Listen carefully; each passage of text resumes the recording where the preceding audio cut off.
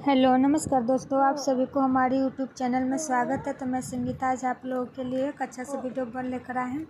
तो देखिए, हम हाउस वाइफ है, जो हमारे बच्चे, घर की जिम्मेवारी, सास ससुर सब होते हैं। तो हम ऐसा नहीं सोचेंगे कि हम जब पढ़े, जब लगातार हम 4 घंटा ही पढ़े, 5 घंटा पढ़ेंगे, 4 घंटा 5 घंटा पढ़ेंगे तभी पढ़ेंगे, हमको पास टाइम नहीं। ऐसा मत बहाना कीजिए।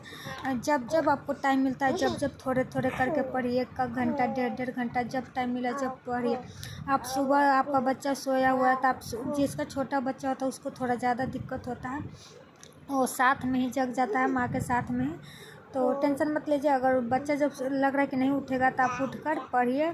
सुबह एक 2 घंटा पढ़ लीजिए, 4 से 6 या 5 से 6, 1 घंटा या 2 घंटा, जैसा आपको टाइम मिलता है उसके अनुसार ही कीजिए। क्योंकि आप अपना खुद का हैंडल आप खुद कीजिएगा, दूसरे के बताए।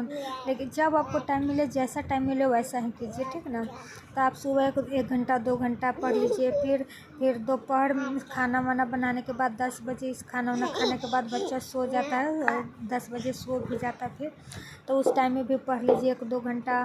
फिर शाम वगैरह के पढ़ लीजिए। फिर रात में जब बच्चा सो जाए तब पढ़ लीजिए। तो ऐसे करके हमें 3 घंटा 4 घंटा मतलब कि पढ़ लेना चाहिए। अगर जिसका छोटा बच्चा है तो, और जिसका बड़ा बच्चा है और ज़्यादा टाइम मिल पाता है तो आप ज़्यादा भी पढ़ सकते हैं। क्योंकि जितना ही ज़्यादा पढ़िएगा, जितना ही पढ़ाई पर आप फोकस कीजिएगा, आपका सिलेबस उतना ही जल्दी कवर होगा और ज़्यादा चीज़ों को आप कवर कीजिएगा। तो आप ये मत सोचिए कि हमको दम एक के बार 4 घंटा ही पढ़ेंगे, 5 घंटा ही लगातार पढ़िए। ऐसा मत भ्रम में रहिए। क्योंकि हमें जैसा परिस्थिति रहता है वैसे हमें करना पड़ता है। तो ऐसा नहीं। तो देखिए, हम आज यूट्यूब पर हम मैथ का क्लास कर लिए और फिर CDP का कर लिए। अब तो देखिए, मोबाइल पे पढ़ते पढ़ते थोड़ा आँख दर्द वगैरह करने लगता है। तो थोड़ा आप जिस चीज़ का तैयारी करें उस चीज़ का आप थोड़ा 1-2 बुक रखे हुए रहिए। थोड़ा पैसा लगता है। मोबाइल में तो हर चीज़ PDF मिल जाता है, लेकिन बुक रहता है ना, जब आँख दर्द करने लगा या कुछ मतलब कि नहीं मोबाइल पर ताकने का मन किया या आपका डाटा ख़त्म हो गया, तो इसलिए बुक रखे हुए रहिए। और जब पढ़ के और आप बुक से भी रिवीजन कीजिए, बुक को भी थोड़ा देखिए कि बुक में क्या है, प्रीवियस ईयर सब बुक में देखिए।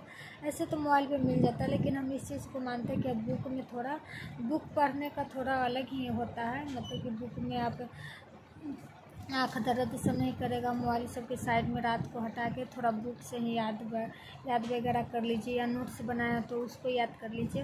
और याद करने का जो सबसे अच्छा समय होता है वो तो हम भोर में मानते हैं, 4 बजे या 5 बजे।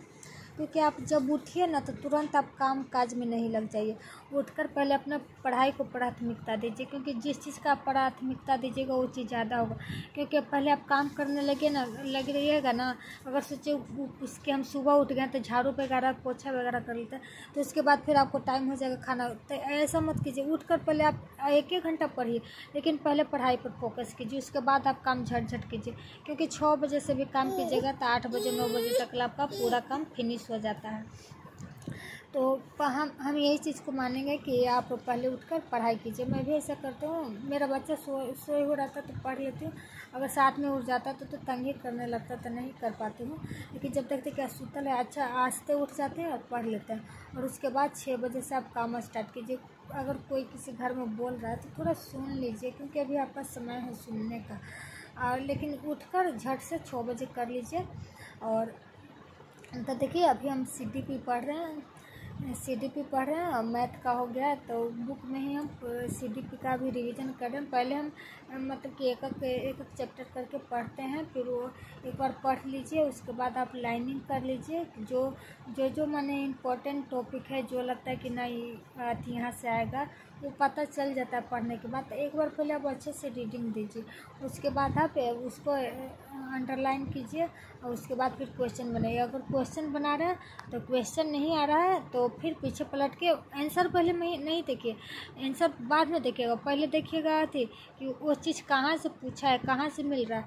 अगर जो पढ़े उसमें से मिल रहा है तो वहीं से आंसर लगा लीजिए। और फिर आप चाहे तो आंसर मिला भी सकते हैं, लेकिन पहले ऐसे ही आंसर मिला मिला के ऐसे कीजिए। और एक चैप्टर ख़त्म हो गया तो फिर दूसरा चैप्टर को फिर एक बार पढ़ेंगे, फिर उसको अंडरलाइन करेंगे जो जो इम्पोर्टेंट टॉपिक है उसको, और उसके बाद फिर वैसे क्वेश्चन करेंगे और ऐसे करते करते करेंगे। और जो पहले पढ़े हैं उसको पहले रिवीजन करना ज़रूरी है। जितना चैप्टर आप पढ़ लिए उसको पहले एक ही, क्योंकि दोबारा में देखने में थोड़ा कम टाइम लगता है, एक बार में तो शुरू बार थोड़ा ज़्यादा टाइम लगता है। और लेकिन उसको रोज़ देखिए एक बार। अगला टॉपिक पढ़ रहे ना तो पहले पीछे वाला को एक बार रिवीजन कर लीजिए, उसके बाद आप अगले टॉपिक को पढ़िए। तो इससे मेरा होता है कि पीछे वाला कवर होते रहता है और आगे वाला पढ़ते रहते हैं। तो इसी तरह से कीजिए। तो और क्या बोले, सबका पढ़ाई कैसा चल रहा है? आशा करती हूँ कि सबका ठीक ही चल रहा होगा। और मेरे चैनल पर अगर पहली बार आए हैं तो चैनल को सब्सक्राइब करें और वीडियो को लाइक करें। और इसी तरह से हम मोटिवेशनल वीडियो लाते रहेंगे। तो देखिए अभी रात का लगता है कि 10-11 बज रहा है, तो मैं पढ़ रही हूँ, मेरा बच्चा सोया हुआ। तो देखिए CDP का ये सब पढ़े हैं, विकास की अवधारणा एवं इसका अधिगम से संबंध। देखिए पहले एक बार तो पढ़ लिए अच्छा से। देखिए सब अंडरलाइन किए हुए हैं और अंडरलाइन किया हुआ है, इसको फिर से हम रिवीजन कर रहे हैं। क्योंकि देखिए दोबारा में एकदम लाइन बाई लाइन नहीं पढ़ी, जो जो अंडरलाइन किए हुए, जो जो मेन टॉपिक है, जो मोटा लाइन है, उसी को सिर्फ तो अंडरलाइन किया हो उसी को मेन लाइन को आप देखते रहिए। और देखने के बाद क्योंकि पूरा शुरू से देखिएगा तो उसमें ज़्यादा टाइम लगेगा। और इसको देखकर फिर क्वेश्चन को आप एक बार ज़रूर जो टिक लगाए उसको एक बार बोल के याद कर लीजिए, या एक बार भी पढ़ लीजिएगा तो आपको मन में आ जाएगा। देखिए दूसरा चैप्टर है बाल विकास का। तो इसी तरह से आप पढ़िए। तो आशा करती हूँ कि मेरा वीडियो पसंद आया। और तो देखिए सब सब्जेक्ट को कम से कम 1 घंटा दीजिए। CDP हो गया, मैथ हो गया, फिर मैथ के बाद हिंदी, इंग्लिश चाहे संस्कृत, आप कुछ भी, या किसी का उर्दू रहता है पेपर 2, और फिर साइंस वगैरह सब सब्जेक्ट को 1 घंटा आप टाइम दीजिए और इसी तरह से पढ़िए।